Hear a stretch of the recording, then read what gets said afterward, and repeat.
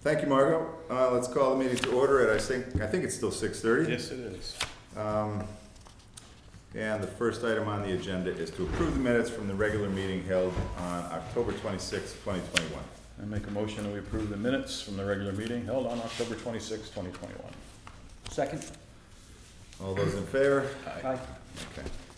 Next item on the agenda is Adam Teff from Titan Energy. We spoke about this a couple of weeks ago. Introduced the idea of our plan to put some solar fields up on the old landfill that is now the town garage property. Adam's here. He's representing Titan Energy. He's helped us through the process thus far, and he's going to make a little presentation to us tonight. Come on up, please.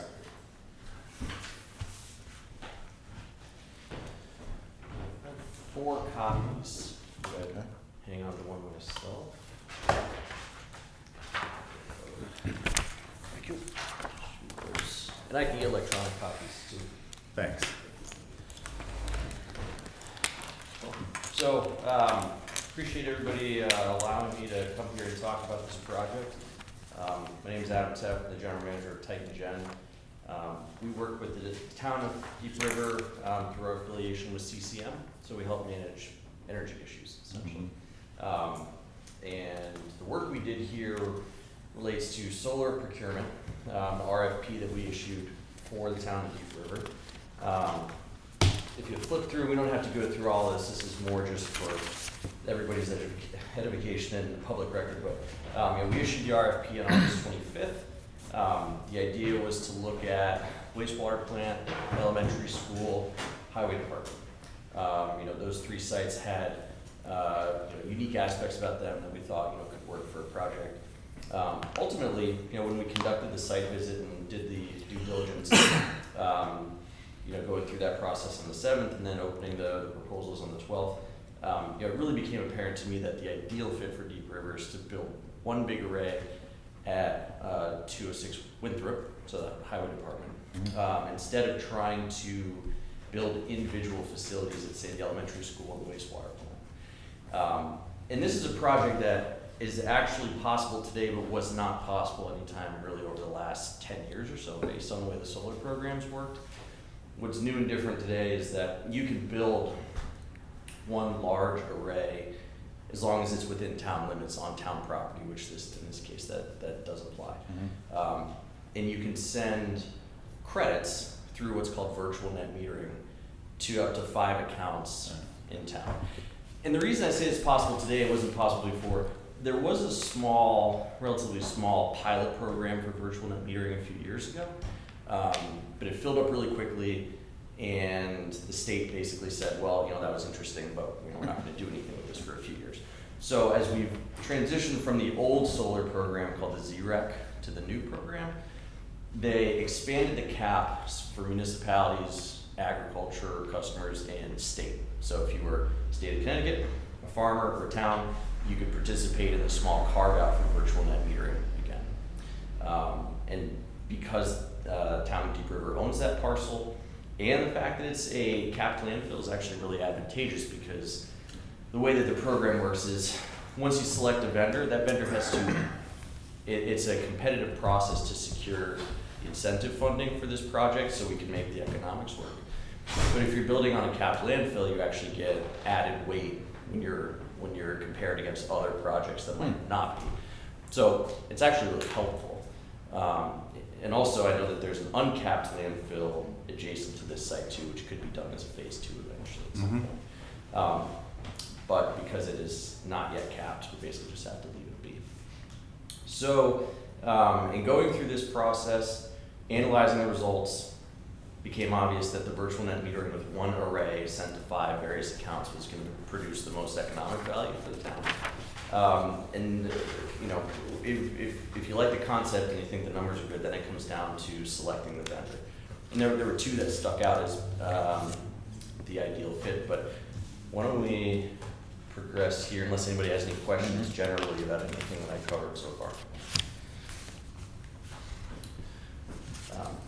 So this slide is just a quick overview of virtual net metering and how it works, because I have a question. Can we ask questions? Wait till the end. Can you hold on to it and wait till we get the I hope I don't progress? forget, okay. Thanks. Maybe I'll answer. Who knows? So virtual net metering, just a quick once over, because a lot of times when people think of solar, they think of rooftop solar that's energy is created and used on site where the array is. And for the elementary school in particular, that actually was going to, I think, prove to be an issue because structurally, there's some funky stuff going on with that roof. I know the roof is going to be new, But the underlying, yeah, I had some concerns about the ability for that roof to take the Support. added weight. And then for the wastewater plant, there was a parcel, a piece of land adjacent to the plant that is basically a green field, just patch of grass. But you really weren't gonna get much production there because it's not really a big patch of grass. So and if you have multiple interconnection processes to get through, you just add cost and all that stuff. So virtual net metering, again, the idea is build large scale array. Power actually goes out to the street. So Eversource receives that energy. And then they're responsible for the metering of the energy and allocating the credits across your Eversource bills. The credits correlate back to the energy production from the array, so that's where the metering aspect comes in. And is that a fixed cost? Right, so it's the way the program works, it's a fixed value that Eversource gives in terms of the So the credit. numbers that have been thrown around are $42,000 a year. So they're gonna guarantee us for 20 years, $42,000 a year credit? The only caveat to that is that you lose some production each year from the panels, And what's that? about 0.5%. So it's pretty healthy throughout the course of time, but the value of the credit stays fixed. It's just as you get into, year 10, 15, 20, by the end of it, you'll probably be like 70% of your original production.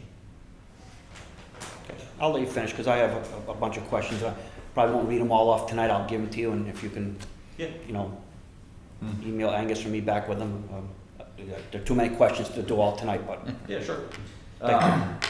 So that's virtual net metering in a nutshell. The utility is responsible for the metering. Credits get distributed across the Eversource accounts based on the production of the array. The only thing that changes is that you'd be responsible for paying for those credits, but at a discount to their value. And that's the economics that we can talk about of where your savings come from. Because you get a credit that's valued at, certain cents per kilowatt hour, in this case 15, and you turn around and pay for that at a fairly significant discount. So that spread between the credit cost and the credit value and the credit cost equals your savings that you realize. So if you flip. So this is just a high level response snapshot for the 4 vendors that came out. These are all highly qualified vendors. In our RFP process, I try to write the RFPs to encourage only the best of the best and the folks that have a track record of building projects here in the state, because it's important.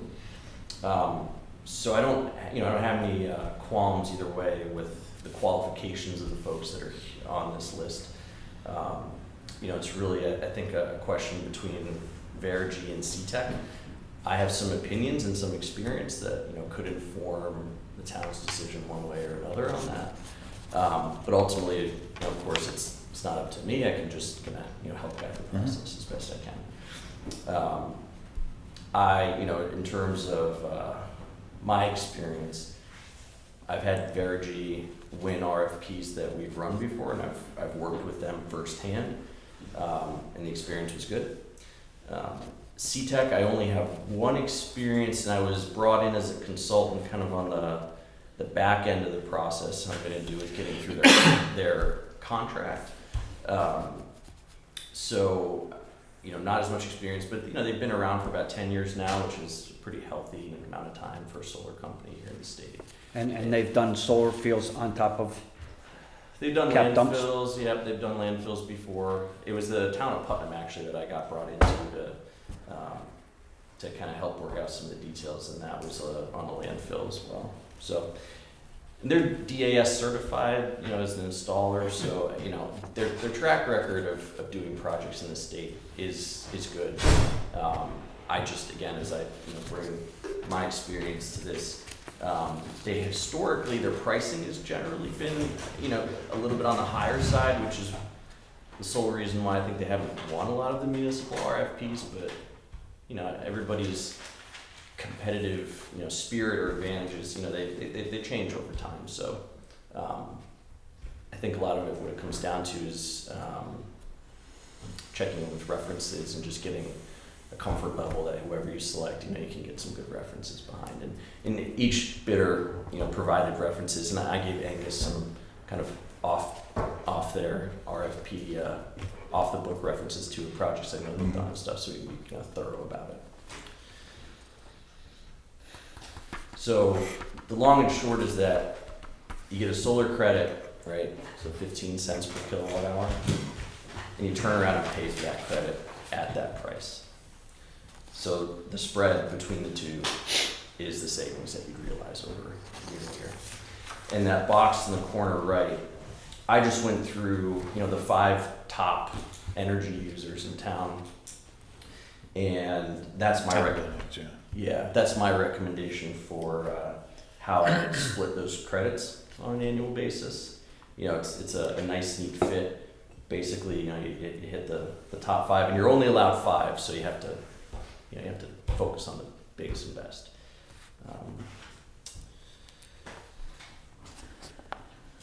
Any questions so far? Anything on that slide? No, I'm not a solar expert at all. I don't, and I see system size and, Yep. So system, CTEC's the smaller system size, but they give more of an annual savings. yeah. And I don't know how all that works. I don't know how any of that works. Sometimes with these bid responses, I'll see wildly different results in terms of system size. Well, then even the annual savings, 47 to 23.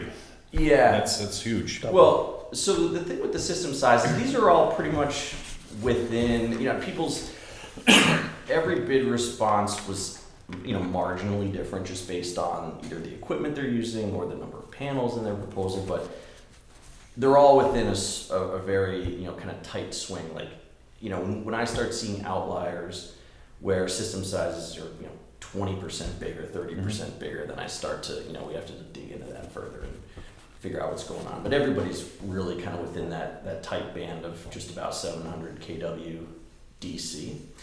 And of course, what that translates out to is the annual kilowatt hour production. Again, everybody's, within a pretty tight band. It's not a complex site, luckily, so there's really not a lot of room for creative interpretation here. This is the real estate you have to work with. Everyone has to abide by the same setbacks and all of those rules, so you don't see a big swing in the system size. But then, what it comes down to is everybody's got their cost to build and their cost of capital and the profitability. So the PPA price is what's driving the annual savings, is how much they want to keep for themselves. Or how much they need in order to make their project profitable. So that is kind of that's the critical output really for the town to look at and say, okay, so, system size aside, because they're all relatively similar, but, with some differences. Ultimately, what I tend to see in these bids is that even the ones who are trying to kind of push the envelope on system size, inevitably it ends up getting shrunk down. So, I always encourage people when we have an outlier, let's, dig into it and try to normalize their response relative to everybody else's, because ultimately they might, probably have to be in the same ballpark as everybody else, but getting back down to the PPA price and, making sure that that's, how the deal unfolds at the end of the day, I think is the most important piece. Who would be the permitting agency? Say again? Who would be the permitting agency? The So town, the this would be DEP? the town. Yep. The town has authority to give that permit? Well, we have to get the DEP involved because it is a landfill, but if it was over a certain size, it'd have to go to siting council, but because it's under, it would be local P&Z. And my concern 2 weeks ago was what do you use for footings? Are you gonna drill into the cap? Or are you gonna put concrete ballast? What's the plan? Yeah, so typically in these cases, it would be concrete ballast. Okay. We're trying to prevent any disturbance with the ground. That's just general rule of thumb. Unless you got 3 or 4 feet of substrate there between the cap and the ground. I mean, it's, that's when we, look at the post-closure docs, which I actually, I've got that in process with Deep. We'll be able to spell out exactly, kind of the lay of the land with that, but it shouldn't impact the pricing one way or another here on the project. And no restrictions on capacity on that property? No, so Pushing down because of, what's underneath there in the landfill of 30 years of garbage and barrels and everything else there? yeah, so I mean, with 30 years, the ground's settled at this point. It's not a concern of, are things going to shift or will they decompose further or whatever. I think it's, it's pretty much Just my concern is when you're putting the extra equipment up there while you're building them, the extra concrete ballast, can that ground sustain, support Yeah. the extra weight? So as part of this process, and this is whether it ends up being on the roof or canopy structure, third-party engineers have to be involved and stamp everything. That they have to be that independent third party. They can't be an employee of Verigy or CTEC, stamping this stuff. It has to be third party.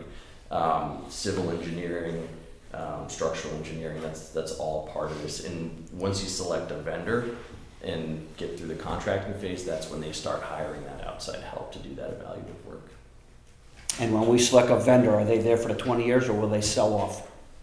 It depends. I mean, if you No guarantees there? No, I don't think you're not gonna have any company that will guarantee or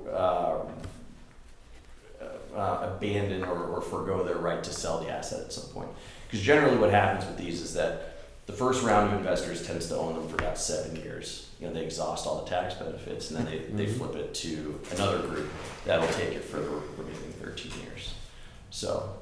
And that's just generally the way that these things always work. That's not to say that it couldn't be the same owner the whole time, but I'd say for 95% of the projects I've done that have gone beyond that 7-year mark now, they all get flipped. And you can write in that one of your rights as the landlord is to, if that system is sold to another group, that they have a certain level of qualifications of owner operatorship of solar assets. Just so it's on record, I support it, but these are some questions that I have. Well, these are completely as fair. coming from the construction industry, that I'm concerned about our town. It's a piece of property that can't be developed, so if we can generate money from it, I'm all for it, and I'm all for green energy. But again, I want to look out what's best for the town also. And at the end of 20 years or 25-year lease, are they going to put it back to original form? Are they going to take the panels off and put everything back to original form? Yep. Whether we're around still living, who knows? But again, these are concerns that I have as being a taxpayer for the town also, and being a selectman. Yeah, of course. So just speaking to that specifically, and again, any questions you have, either via email or now, just send them to me. I'll get you answers. Generally, there's 3 things that happen at the end of these agreements, and there's that's sort of like the starting place. And if there's other ideas that the town has, you can incorporate that in. But generally, it's the option that I always recommend people keep in the front of their mind is basically the system owner has to take back the equipment, restore the site to its pre-solar state. Mm-hmm. So under no circumstances would you be cornered into either having to renew or extend the lease or deal with the equipment, right? So that's the kind of your exit strategy there. Above all else, want to make sure is in these agreements, and it's pretty much standard language at these points. Or your other option would be you could do an extension for a 5 or 10 year term if the market conditions make sense. You have to mutually agree to a contract extension that works with both parties. Or, and I've never really seen anybody express interest in using this, but you would have the option of purchase at fair market value, whatever that's determined to be. Probably wouldn't be a good idea, as you said. The percentage is going to go down. They're going to be 70% towards the end. They're going to be worthless, really. Well, not worthless, but you aren't going to get the savings that. Yeah, I mean, I think it comes down to a couple things. It comes down to how much useful life is left.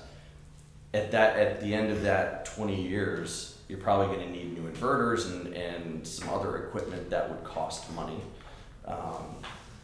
But if you could, theoretically anyway, if you could get a system next to nothing that still has at least 50% of its useful life, there could be an economic argument to purchase it. However, from my point of view, and I think from a town's point of view, as long as you know that, okay, if nothing else, we tell the equipment owner to take the equipment and restore the site. Right. And then do with it what you will eventually. I kind of get the sense that once these become solar projects, that they'll probably always stay a solar project or an energy project in some way, shape, or form, because there's really not much else you can do. But even if you want to return it to its original pre-solar state, that should be an option for the town that doesn't involve any cost for you. And that would be written into the agreement.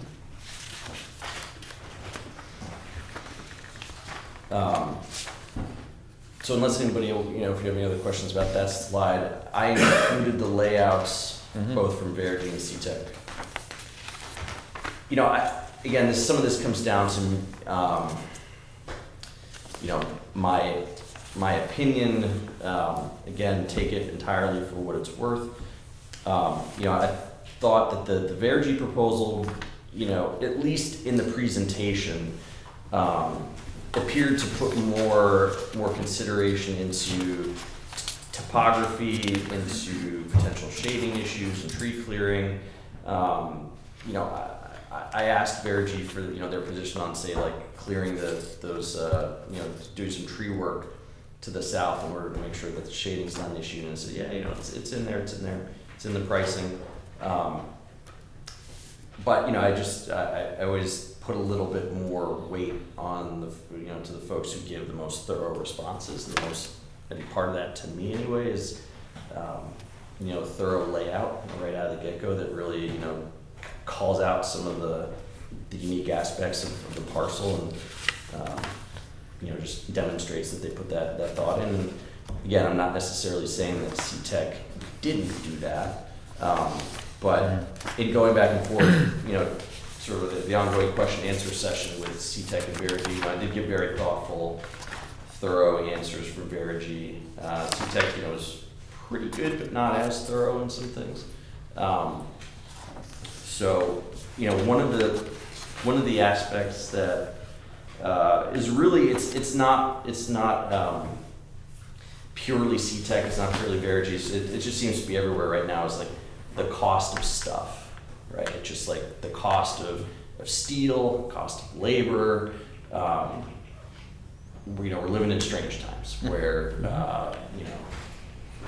even like between inflation and supply chain issues. I mean, these are just things that we're trying to manage right now through other projects that we have. So I got a much more thorough, kind of thoughtful response on that piece of it from Verity, just to make sure that nobody wants to have to retrade deals and things like that later down the line. And I think as of right now we're probably fine. My only concern is that either Verity or CTEC can't really lock in the majority of their project costs until they have a signed agreement. And there's still a few steps, obviously, that we have to take before I think the town can get there. Obviously, and that's we're not there yet. But that's just something that I'm putting on everybody's radar as just a reality of managing projects right now. It's just the cost of everything. Unknown. Yeah, I'm sure you know the volatility. I like that phrase, the cost of stuff. I mean, I try to think what of it something is, it yeah. doesn't impact. I mean, it's milk, it's electricians, it's cars, it's everything. I mean, I don't know. Everything. Yep. Yeah. So You name it. Anything that's moved by a truck, yeah. Yeah. like what's happening in California right now. Yeah. So that's just something to keep in mind. I'm not necessarily concerned about it because I think everybody's got, it's on everybody's radar. It's not going to surprise anybody, but that's really when we can lock in these costs in that agreement. And ultimately, the agreement between either company is going to be, it's going to basically say two things. It's going to give them rights to put their equipment on the footprint of the site. Doesn't give them exclusive rights to the whole site. Just gives them the area carved out for the array, and just a slice so they can get the energy to the street. That's what that comes down to. And then an agreement to purchase the credits. So that's really kind of the two major aspects of the agreement for CTEC growth energy. And you know, I think again, this is another area where I can offer some insight. I mean, I've had pretty good luck working with the Vergy team because they have in-house counsel, and they've been pretty flexible in other projects that I've worked on. I don't have the same experience on the legal side with CTEC's group. They have an outside investor, and I think that investor has attorneys that they use. But some of this, the ease with which you can negotiate the agreements with either company, I think is something just to consider. I've looked at both agreements, and they're pretty similar across the board. I mean, after 10 years of doing this, everybody's kind of just like, these agreements have churned through so many attorneys at this point that they all kind of start to look the same. But if you have any unique provisions that you want added, that's when you encounter the flexibility or the inflexibility of attorneys. What attorney does the town use? Do you have a specific? We have a general town attorney, Okay. Jane Marsh, but for this, we probably would use Shipman and Goodman. Okay. I know Jane did my book. No, it's not a conflict of interest then, but yes. Do you have any more questions, Ivan? No, I'll give him this, and then you can either get back to Angus, that'll be fine, Yeah. but So, there's some other technical ones in there that, yeah. part of the lease that, Okay. so also. Yep. And as far as next steps, this is just a general, general structure that, given where we are today, I think makes sense. It's just honing in on which bidder and which project would work best for the town. And again, I think it's a question of the economics, a question of references, and between the two, that should shake out a winner because they're all qualified. They've all done projects. And then you'd authorize the PPA, which is just power purchase agreement, the review, and that's when the engineering and procurement for the equipment would start to take place. And these things don't happen overnight, for sure. No. But what I'm trying to get the town and anyone else we're working with right now is to the stage where when the incentive program opens up and starts taking applications for 2022, You wanna be which there. is March, you just want to have everything Right. buttoned up so you're not scrambling at the last minute. Because there's only one opportunity for 2022 to get the applications in. One bite at the apple. Yeah, Eversource doesn't make it easy. But we're in a good spot right now. We got this process moving at the right time. It's been unfolding at what I would consider to be a sane pace. So. Do we have to go to town meeting? Yes. Yep. Part of the process, we'll go through this, you'll get your answers, your Yep. questions Yeah, no, answered. it's- We'll have some more conversation, probably next meeting. And we'll go through the process of selecting the provider. Once we do that, then we have to go to the town meeting. And then once we do that, if the town hears all this information and decides to move forward, then we have to execute the contract. And once we do that, then it goes to see if actually, if they get chosen. Maybe it's a dumb question, but will there be any taxes paid on property, the equipment? I assume that there will be. So typically, the way that this works is, I think, and again, it might vary by municipality, but I think solar equipment is tax exempt. However, the position that I've seen folks take on this is, we can, the net value that I think the project can yield to the town is about $45,000 one way or another. If you'd rather some of that be recognized as tax revenue or as energy savings, then we can sort of toggle that switch back and forth. But that's again just something that, as I've seen, that's kind of the expectation from the solar company.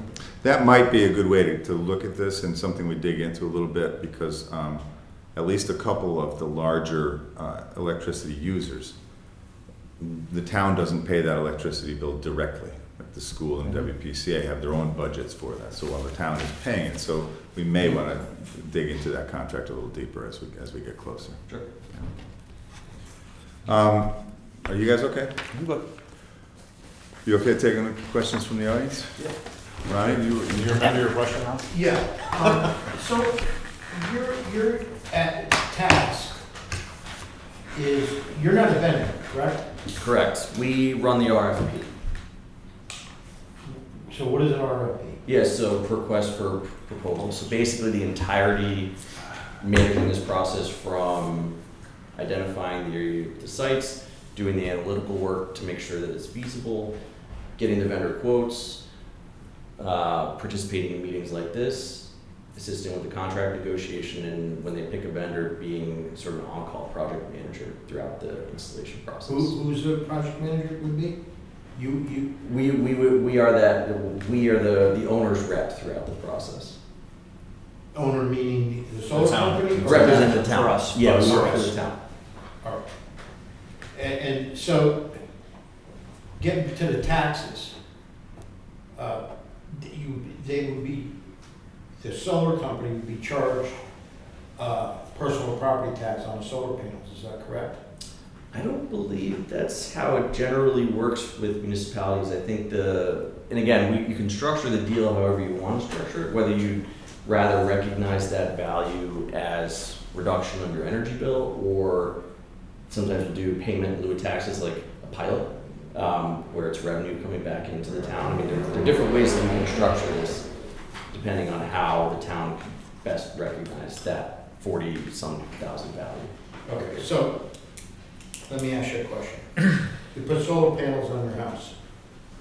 You're only gonna be, the solar company's only gonna allow you to put so much solar panels on your house. Even if you could put twice as much on, they're only gonna allow you to put X amount on, just to Right. cover your house, correct?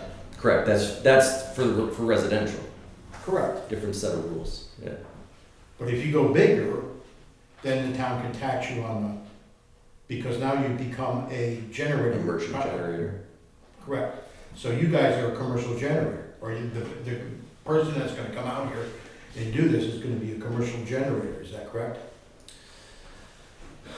Would they be a commercial generator?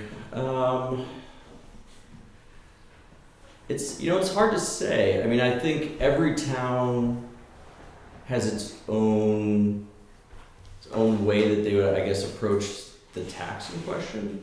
But my understanding is that on a state level, that solar installations are exempt from personal property tax. Again, if the town wanted to structure this deal in a different way where that value, is recognized as tax revenue instead of energy savings, that could be done. But I think you'll start running into trouble when you say, okay, so we get the energy savings, but we're also going to levy a tax on you, because then that's an input that goes into the financial model that supports these projects, and therefore it's just sort of like taking out money out of one pocket and putting it in another. Does that make sense? My understanding of that, and we will have our attorneys review that, but my understanding of that is that generally speaking, using the numbers from the proposals, we're in the vicinity of $45,000 benefit to the community.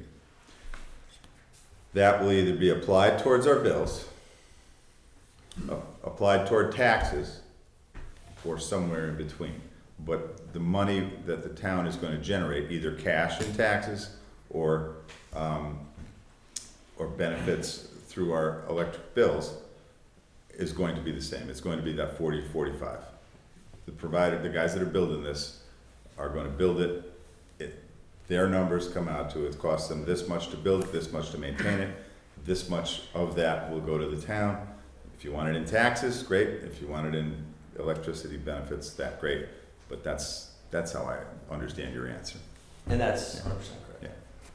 So this is tax exempt just because it's for the municipality? Renewable energy, for this system size, and I don't work on the residential side, so I couldn't tell you Well, exactly. I heard you say something about municipality and farm and stuff like that. Yeah, so this So if program someone is had a farm- specifically, Someone had a farm and they wanted to put up the same amount of solar panels would be tax exempt? In this program, Yeah.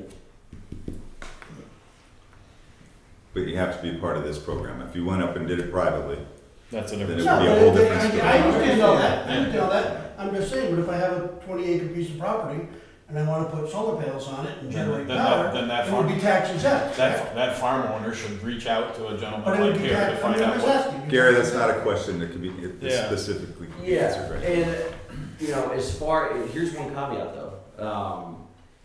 For this program, the virtual net metering program, the beneficiary of the credits has to, and there's some nuances to this, but the beneficiary of the credits needs to also be the landowner, so. No, I understand Yeah, that. yeah, so, But I think the answer to the question is the farm owner in question that might be interested should reach out to this gentleman here. No, I think, And I'm find just out. asking the Yeah. question. yeah. Because we're talking about tax exemptions, that's all. Yeah, I mean, again, I've worked with towns that have taken different views on this as far as how they assess and tax things, but generally speaking, as a rule, renewable energy installations in Connecticut are exempt from Alright. personal property tax, unless, you know, there's So, other stuff with And I towns. just have one question for over here.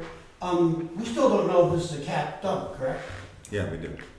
It is capped. It's capped on. The last meeting, we weren't sure. That's right. We So we had determined 2 weeks afterwards that it was, To look we into researched it. it, yeah.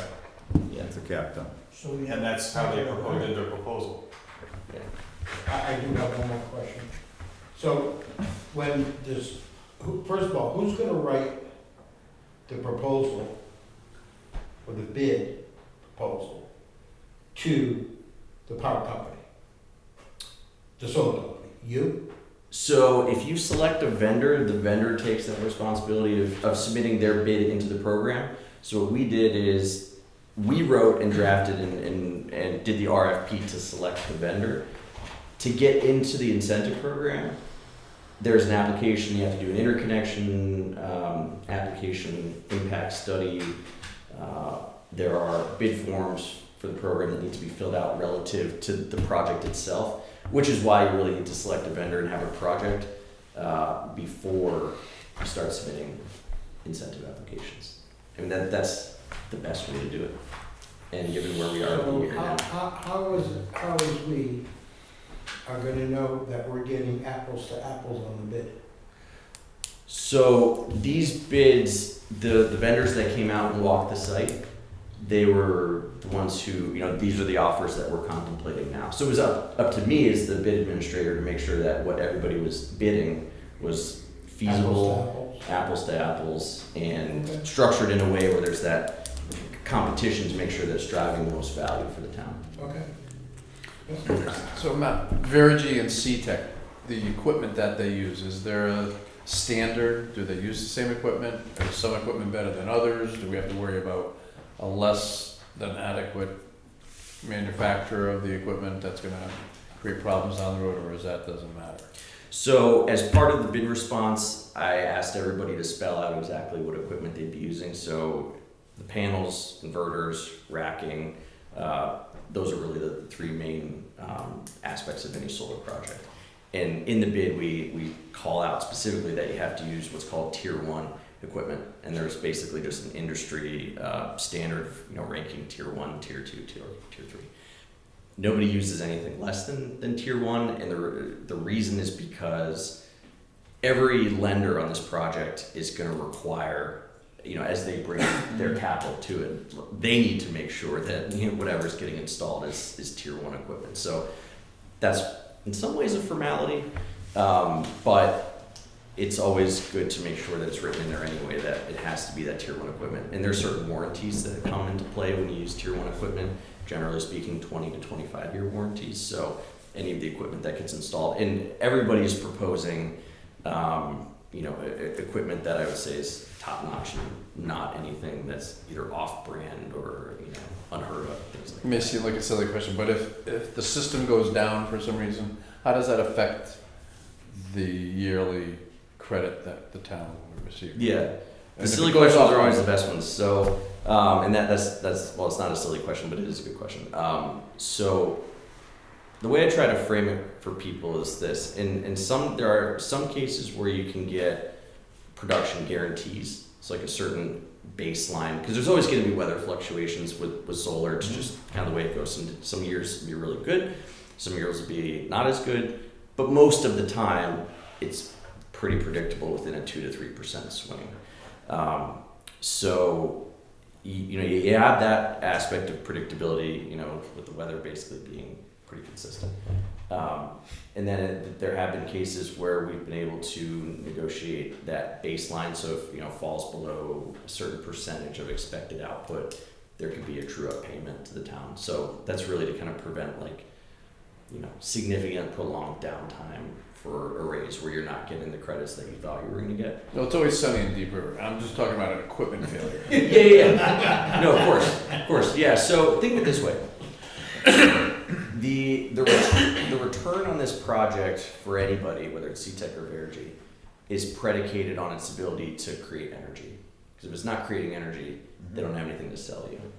And if they don't have anything to sell you, they don't have that cash flow coming in. That's even if anything, just to meet their fixed costs.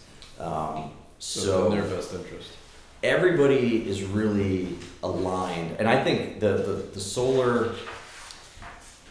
Everybody kind of comes down on a different side of this argument, but I tend to look at it like the majority of the pain from an array that doesn't produce will be borne by the solar company.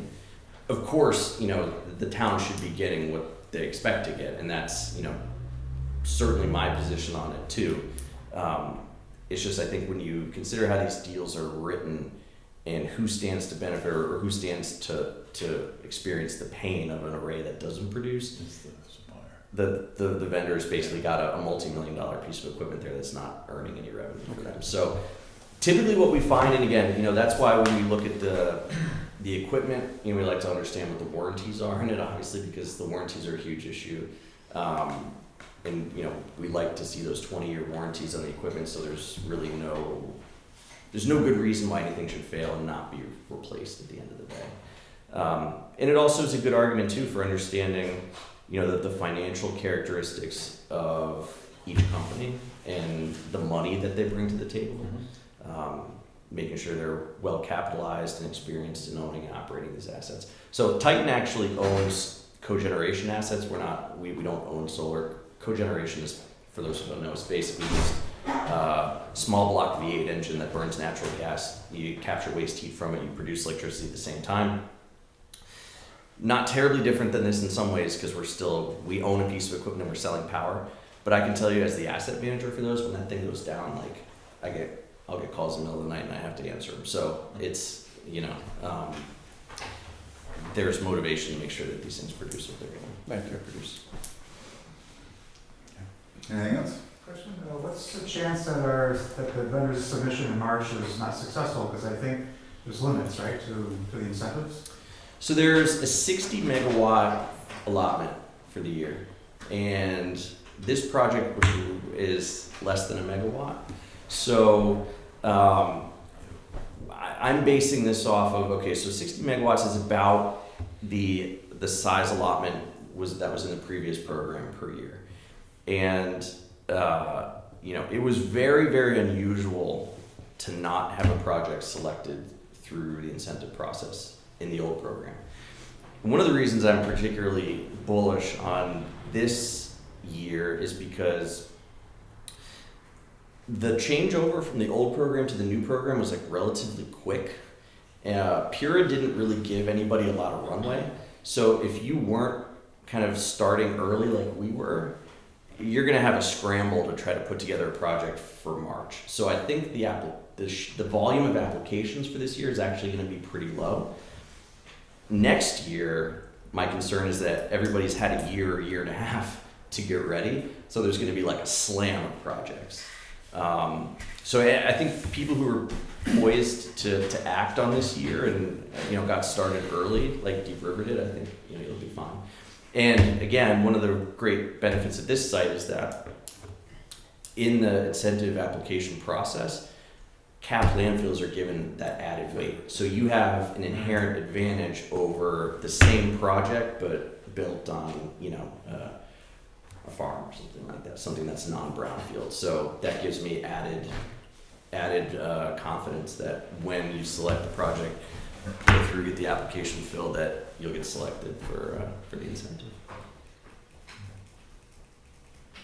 I think it's important to note that, you know, the cost that I can see anyway for this is attorney's fees, basically, just in making sure that all of the contracts are prepared properly.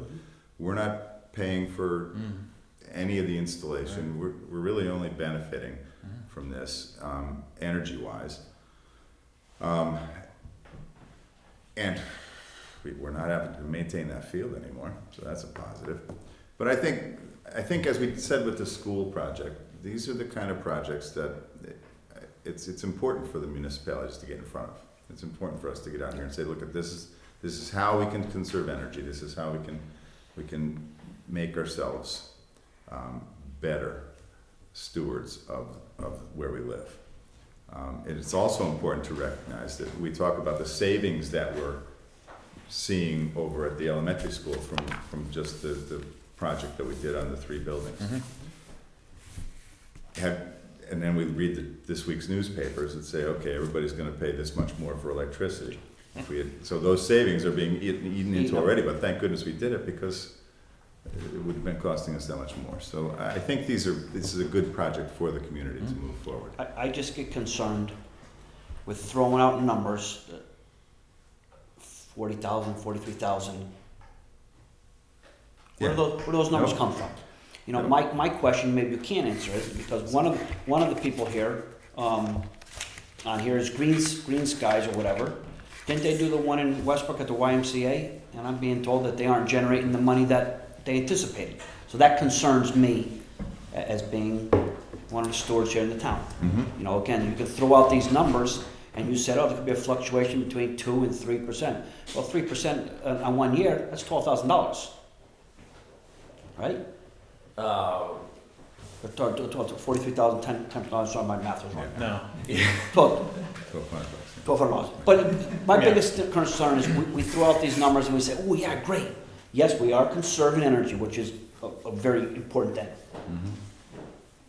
But us as leaders here, we have to go in front of the town and say to these gentlemen here and the other ladies that come to town meeting, hey, we're gonna save money on our cost. And we come out and we only saved $20,000 this year. Yeah, we did save, but we didn't save the 43 that we were told. Those are my concerns. Yeah, and I Because think you're there's no data here to say that we're gonna save $43,000. well, what kind of data would you want to see? Well, I mean, there's no, that's why I asked you Yeah. early on. Is this a fixed number of $40,000 a year for 20 years so we can expect to save $800,000? Here's what I can guarantee, because from a production standpoint, you know, nobody can guarantee 100% production. What we can guarantee, based on the way that the program's structured, is that when the system size is finalized, and I haven't identified, and again, it's part of our job to identify anything that's going to get in the way of the system size ultimately being how it's been bid out and the responses we get. But at this point, I mean, solar and the production from solar is pretty well understood and pretty consistent over time. I like to just remind people that, you know, we get some cloudy days, we get some sunny days. But here's what I can guarantee. You're gonna get a credit cost fixed at 15 cents for every kilowatt hour that gets produced. And you're gonna pay a fixed price for that. So whatever that spread is, that, you know, relatively simple math over the course of time, that would be what your savings would be. The only other way to look at this would be if, you know, we went back to the vendors and said, hey, you know, we want, you take production risk and just pay us a flat amount. They'd probably say, okay, but that amount would probably, it would materialize differently, because they would then have to look at, okay, well, so we'll be bearing the burden of the production loss over time. So they'll ding you on that, just because it's something that, you know, you would get dinged on anyway eventually. And they'd probably say, well, it's, you know, there's a risk calculation. Okay, you know, we'll do that, but here's your fixed price. you could look at it that way, and do it that way if your concern is being able to reap that benefit in full over time. So that's the other, The thing being is, I don't want to be argumentative. No, for Again, sure. I support it 100%. I want that, no. But Jim, I don't know if you were on the Board of Education, but we put solar panels up at the junior high school. And I don't believe that we ever got what we were supposed to get there. And that's my only concerns. Because I've asked for data when I was on the Board of Education, now as a selectman, show me data that says where we saved our money. Who did that project? I don't remember. My daughter was in junior high at the time. That's 15 years ago, 12 That was plus years, 10, 12 plus years ago. Oh, I thought maybe it was a recent. No, so no, I gotta believe that the technology of the panels has changed 10 Correct, but the plus years. point being is they Yeah. came out just like this, Right. you're gonna save, yada, yada, yada, we got behind, which again, I was for it then and for it now. Yeah. But I've asked, when I was on a Board of Education member, and now as a selectman, show me the data where if our electric bills were $10,000 a month, show me savings there and we've never seen them. So these are questions that I have, I don't wanna beat up on you, but these are questions No. that I'm concerned about. And that's completely fair, and that's exactly, I think, why I'm here. Because, and let me just, without getting too much in the weeds, give you a case in point about how, to some extent, it sounds like the school was an early adopter. Yes. Right? Okay. The solar panels just really started. It was Coming kinda, out. Yeah. So there's two things ring out in my mind when I hear stories like that. One, my guess is there's probably no Titan in the mix there. It's probably just call it the solar developer, and say, hey. So I think that's one of the reasons why we're here, to be an owner's rep throughout this. But what's interesting about on-site solar and something like this is when you evaluate the performance of an on-site solar project, there are a bunch of moving pieces on your utility bill that are affected in different ways from that production. So Eversource is basically billing you in two ways. One, they're looking at like a volumetric basis, like how many kilowatt hours, are you using over time, irrespective of your time of day and stuff. And then demand is like, okay, they want to know in the month, like, what is your peak requirement for energy? It's like, the time of the month when you're asking for the most. And they need to know everybody's because that's how they plan to be able to supply the power grid at its peak time. They're more interested in peaks than they are in off times. So solar interacts with both of those charges differently depending on the time of the year. In summer, you might get some reduction in demand, but you might not get a lot. Sometimes people promise that you'll get a lot and you don't really get a lot. And then, your price of energy that you're actually paying changes every couple of years because you usually get into supply contracts for the generation portion of your bill, and there's a little bit of a moving target that way. So it can actually sometimes be a little bit of a heavy lift for someone to go back and assess how a rooftop solar asset has performed over time. Like, it actually takes work, and if no one really wants to do it or can do it, then it just never gets done. What's neat and clean about this and different from rooftop solar is the value of the credit that would be generated by this array would stay fixed over time. So unlike your utility bill at the middle school that has fluctuating rates, so it's like a moving target. You have to try to, every couple of years you have to readjust. Your credit's gonna stay 15 cents over 20 years, so that's a variable that you account for right there. What you pay for that credit also will be fixed over time. So it becomes a really simple math problem to just say, hey, look, how many kilowatt hours did we produce? They're valued at X, we paid Y, what's the difference? So just from a practical standpoint, this It's easier to count is for easier. this. This is easier, because then you don't have to do like forensic accounting Right. through each bill to see, well, how much demand did we reduce? And then sometimes the bill won't even tell you. So I'm all for transparency, I think, is what makes these projects work. So luckily, whether it's with Titan's help or even just independently with the town, I mean, this is the math behind it. Okay. The major swing variable is going to be what the final system size is. It could be a little bigger, it could be a little smaller, but it's going to be right around 700 kilowatt system. So hopefully that helps a bit. Okay, we had at least one more question back in the Yeah, back. and actually, this isn't really generated, I guess, at the solar company, the Selectmen, that I'm behind solar panels and renewable energy and savings, but has this site actually been studied that this is the highest and best use for this site for us as a town? If we looked at other things that could be done on this site, that, I'm not saying 43,000 is not a lot of money, but are there other opportunities that we're missing? Landfills can be used. We do have a dump that we could grow out of. Have we looked at expanding the dump? Our facilities like wood chips and other things over there that could be done on these things.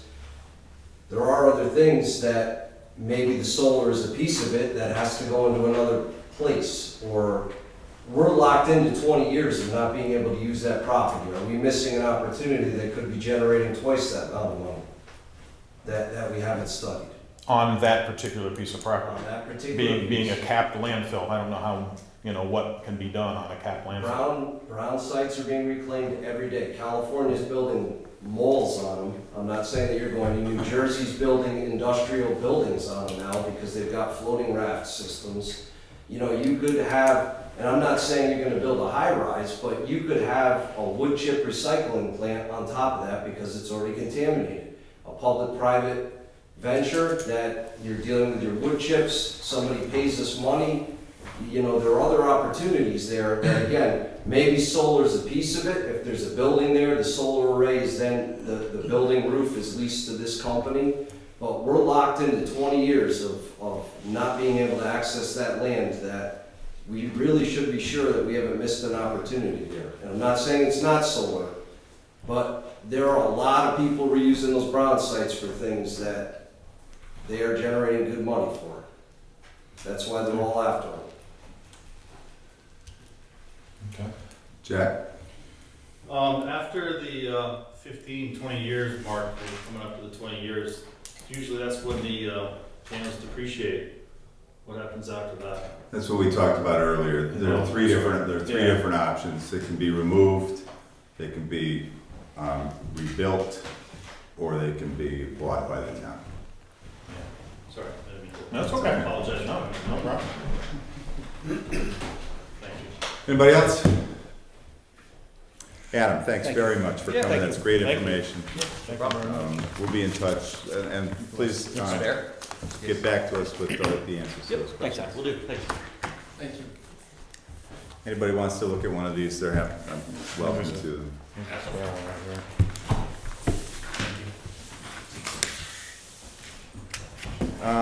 The next item on the agenda is audience of citizens. Any business to come before the board? We got a bunch of folks here. So let's go around. Oh, yeah, sure. Thank you. Yep. Anybody? Okay, hearing none. Let's move to the next item on the agenda, the Selectmen's meeting schedule.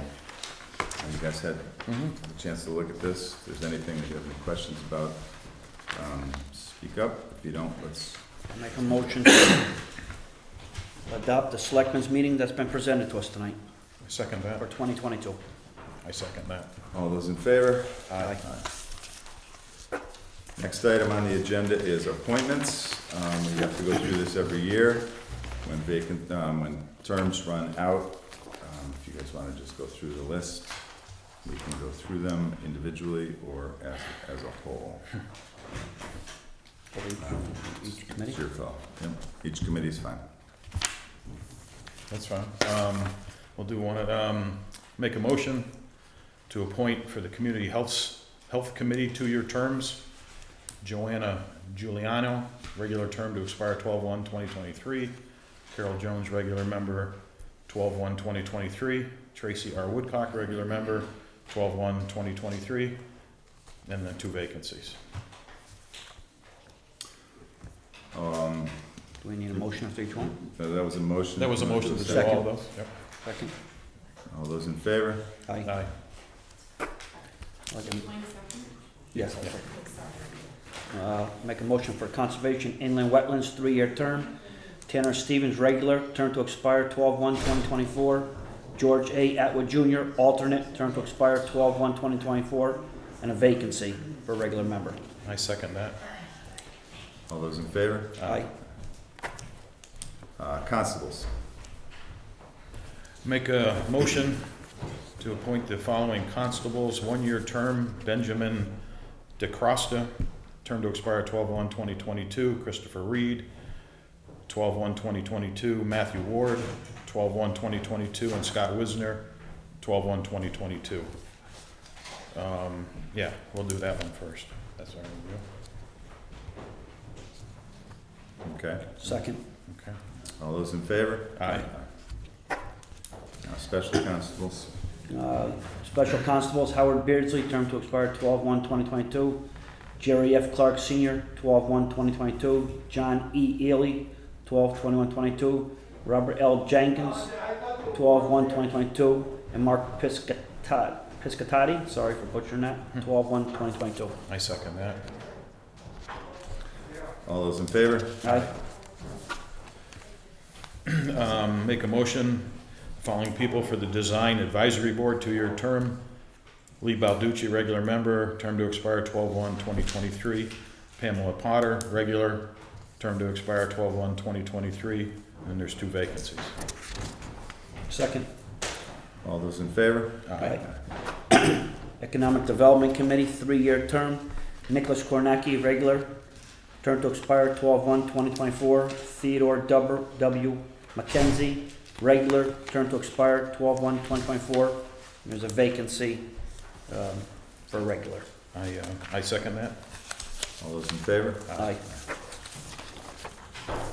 Parks and Rec.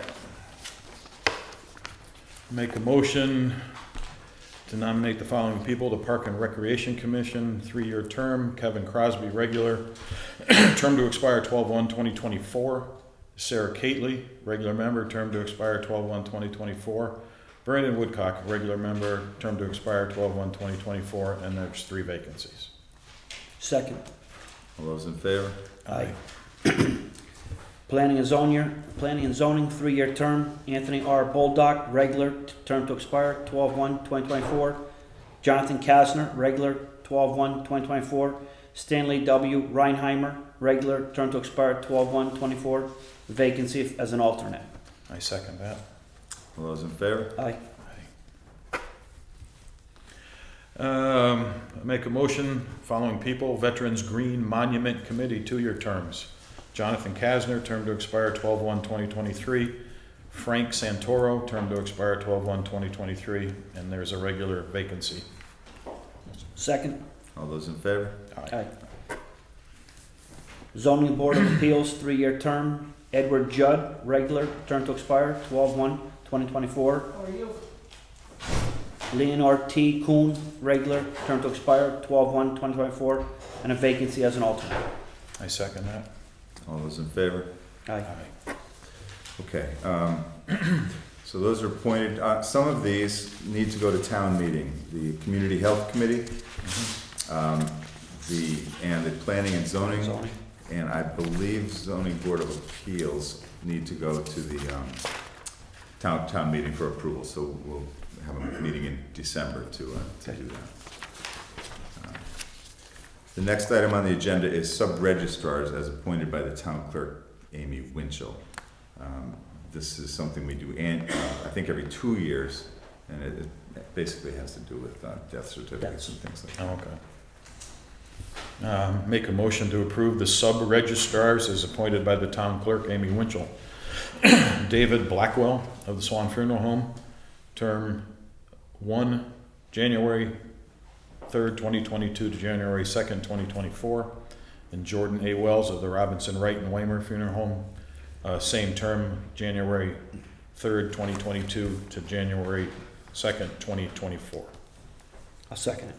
All those in favor? Aye. Okay, thanks, guys. It's good to get those done in a timely manner. We have, in past years, those have gone into next year, and that's not good, so thank you for that. Okay.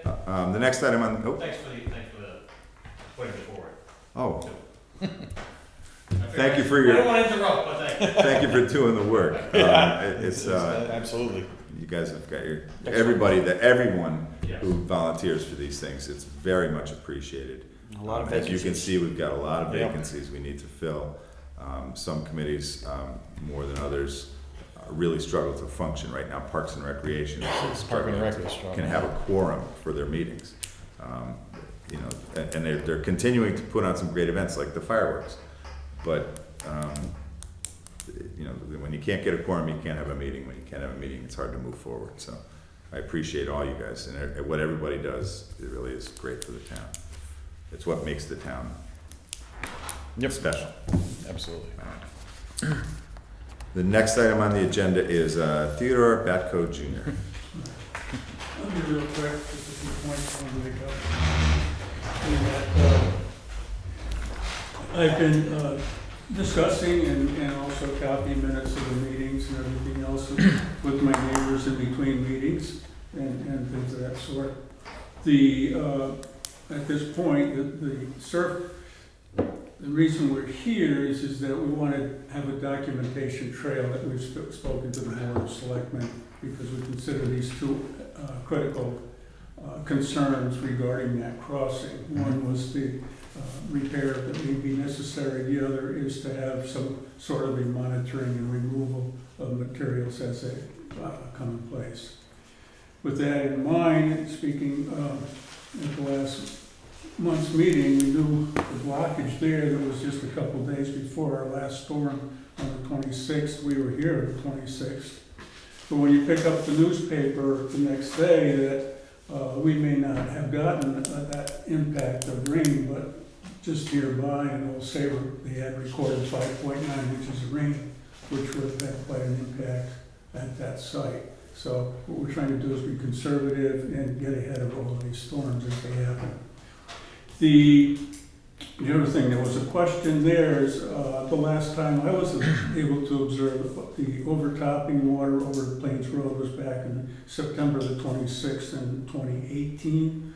And it started about at 1 o'clock in the early hours AM and it lasted to about 9 or 10 AM. Now, I've got a couple of videos on it, but I didn't make any other photos for that. The other aspect here is that there is beaver activity now and reoccurring. It does reoccur at this site quite frequently. So we do have beavers working in that area.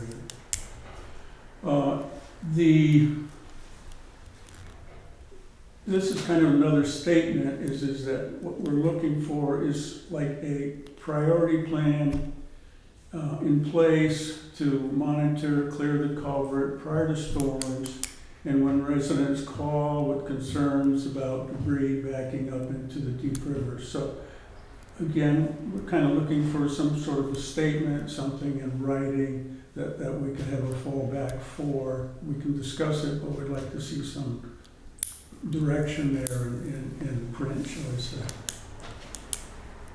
That's good. Okay. The only update I have for you, Ted, is I got an email today from the engineer who's reviewing this and has been, as we spoke last time, working with DEP.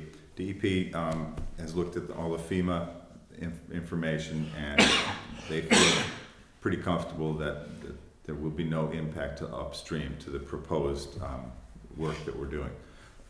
Fisheries, on the other hand, did express some concern. Now, I have not spoken to the engineer, I just read the email. So I don't know the details of that, but the concrete sleeving that we're talking about may not work with fisheries. They think it might accelerate the water a little bit too much through the culvert. But it looked as if there were a couple of other solutions that may be being offered. So we're continuing to monitor that and to try and move this forward. Work in progress. Yeah. Very good. So, any direction as to the monitoring and removal and that impact as far as something in writing, some kind of a statement, something that we can fall back on into the future? This has been a situation over many, many years, so it's not trying to look for something, not necessarily verbal, but something in reprint? Yeah, probably not. We're gonna continue to monitor this, just like we do all the storms. You've raised a couple of concerns that we haven't been looking at this culvert to your satisfaction, so we will up that. But we drive around, before this storm, you mentioned Saybrook got 5.3. At my house, I monitored 4.5 inches. So I don't know what happened up in Winthrop, but we got a substantial amount of rain. Yeah. And we drive around town, trying to make sure the culverts are clear, the storm drains are clear, and we will make more of an effort to make sure we get out here. We do that all through town. This may have slipped by, but you've made enough of an effort to put it on the top of our list that we will continue. We will start to monitor it as we're monitoring the rest of the town. And again, it's, the town garage is there, Deep River's here, Yep. so they can drive by at the end of the day or something. Yep, Very- absolutely. Very quickly, it only takes That's 5 minutes. that's just what we're gonna do. It's not way out on the, that end or something. So, briefly then, so if we have concerns, we'll call the selectmen's office with it? Yep. Okay.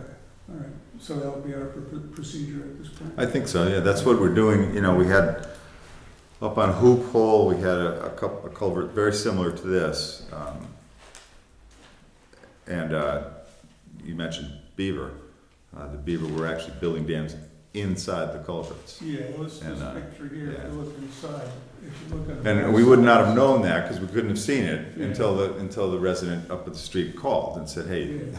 you gotta take a look at this." So that's the best way. Our eyes and ears. We've got our crews and we're out every day, but our eyes and ears are the people of the town. If something's Yeah, up, give a they- call. We try to respond as quickly as we can. And they have been active this summer Yeah. at this site. Are they in the culvert? Pardon? Are they in the culvert, the beavers? Well, the one that we took apart just a couple of days before the storm, you can see the construction here. In the culvert? Yeah. Yeah. They're, Okay. what they do is they set a bunch of logs, then they get out in front, Oh, they're scoop very- all that and find rocks. They're very, very resourceful animals. Yep.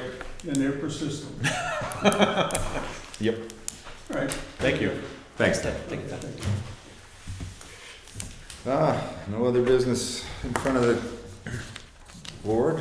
I'd entertain a motion to adjourn. I'll make a motion that we adjourn at 7:42. Second. All those in favor? Aye.